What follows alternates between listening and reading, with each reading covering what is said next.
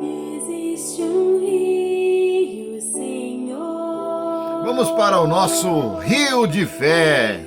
que flui Opa, do teu Rio de Fé? tesouro. Não é pingo de fé, não? É, mas é de pingo em pingo que nós vamos encher o nosso Rio da Fé. Eu avisei no começo, estamos chegando no penúltimo pingo de fé que nós tínhamos combinado no livro de Ezequiel. E eu disse no início, olha, é de pingo em pingo que você vai encher o seu rio de fé. Eu quero mandar primeiramente uma continência para o meu querido Capitão Zenir Bom, né? Por ter me inspirado aí o título dessa série de mensagens. A você, meu amigo, um abraço apertado e para ti. Vamos lá. O pingo de fé de hoje vai ser extraído do capítulo 47, que está ali numa disputa para ser a melhor escritura deste livro, junto com o 37. O 37 você lembra, né?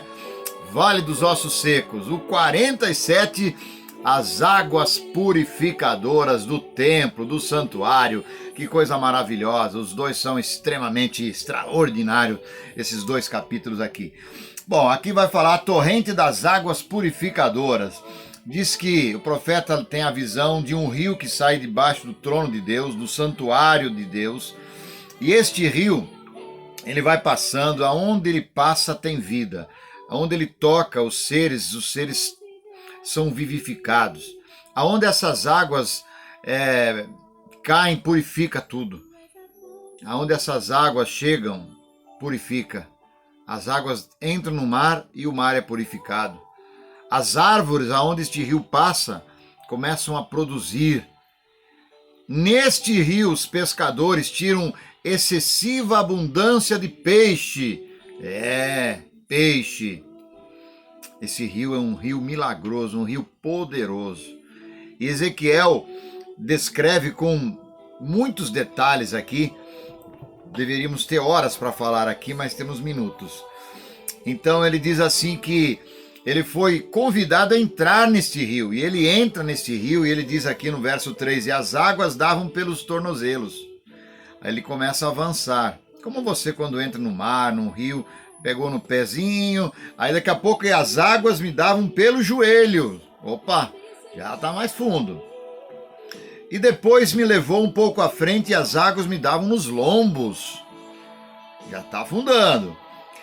E aí diz assim, e então mediu mais 1000 e era um ribeiro que eu não podia atravessar, porque eram profundas as águas e não davam para passar.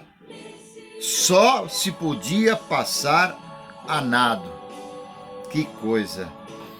Aqui uma experiência maravilhosa que o profeta vai ter. Deus está ensinando alguma coisa para ele. Ele entra no rio, cobre os pés.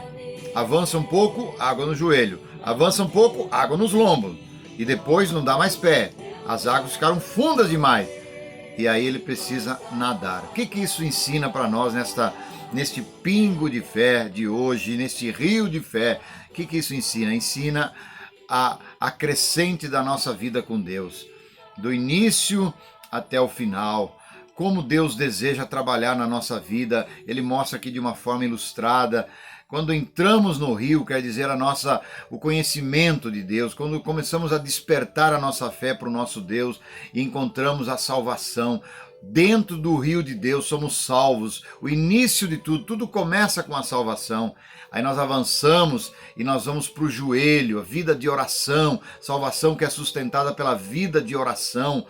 Né? Aí nós andamos um pouquinho mais e aí nós já estamos com a água nos lombos, capaz de suportar as lutas, as provações, capaz de suportar, os lombos falam de suportar pesos, as provações da vida.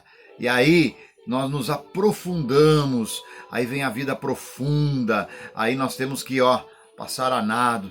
Aí nós temos que nos lançar nas ondas do Espírito Santo. Que coisa maravilhosa.